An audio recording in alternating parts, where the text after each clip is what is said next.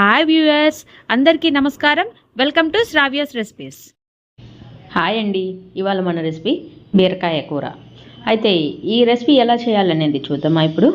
ఇక process start చేద్దామండి. ఈ బీరకాయ ఈ కూర పచ్చికారంతో చేస్తామండి. అయితే ఎండుకారంతో కూడా చేయొచ్చు. అది ఇంకొకసారి పెడతాను, ఇంకో రోజు పెడతాను మీకు వీడియో. ఇక ప్రాసెస్ స్టార్ట్ చేద్దామా అండి.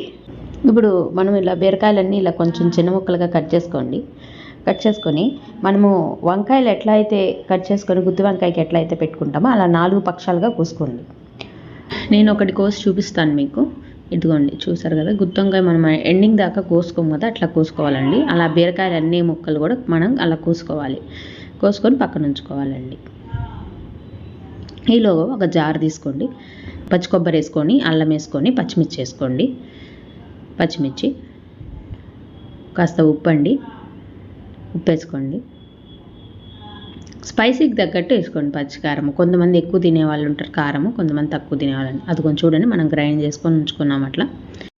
అలా గ్రైండ్ చేసుకొని ఉంచుకున్నాం కదండి. దీంట్లో మనము ఉల్లిపాయలు వేసుకోవాలండి. కచ్చాపచ్చిగా మిక్సీ పట్టుకోండి.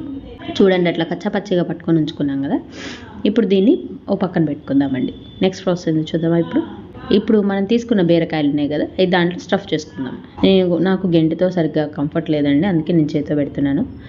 అట్లా మొత్తము పెట్టాలండి. మొత్తం 4 పెట్టుకోవాలి. అలా స్టఫ్ చేసుకొని ఉంచుకోవాలండి అన్ని బీరకాయలు కూడా.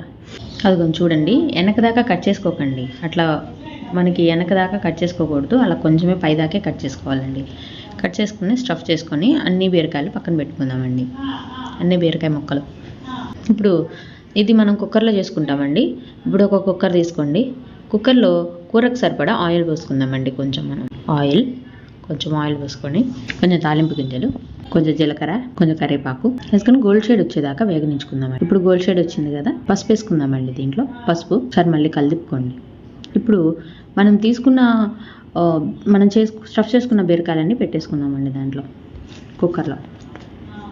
చూడండి, మళ్ళీ ఒకసారి మొత్తం పెట్టుకున్నాం కదా, ఇట్లా ఒకసారి పసుపు మొత్తానికి పట్టేటట్టు కలుపుకోండి. అయితే బీరకాయలో ఉన్న స్టఫింగ్ అంతా బయటికి రాదండి, ఎందుకంటే మనం బాగా నొక్కి పెట్టాం కాబట్టి బీరకాయల స్టఫింగ్ అంతా బయటికి రాదు. ఒకసారి పసుపు అన్నిటికీ పట్టేటట్టు కలుపుకొని పక్కన పెట్టుకుందామండి.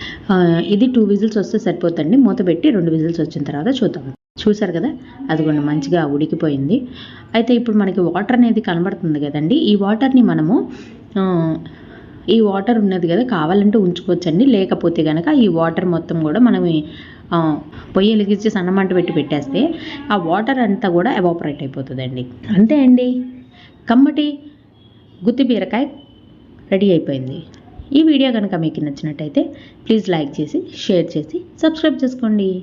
Thank you for watching Sravya's recipes.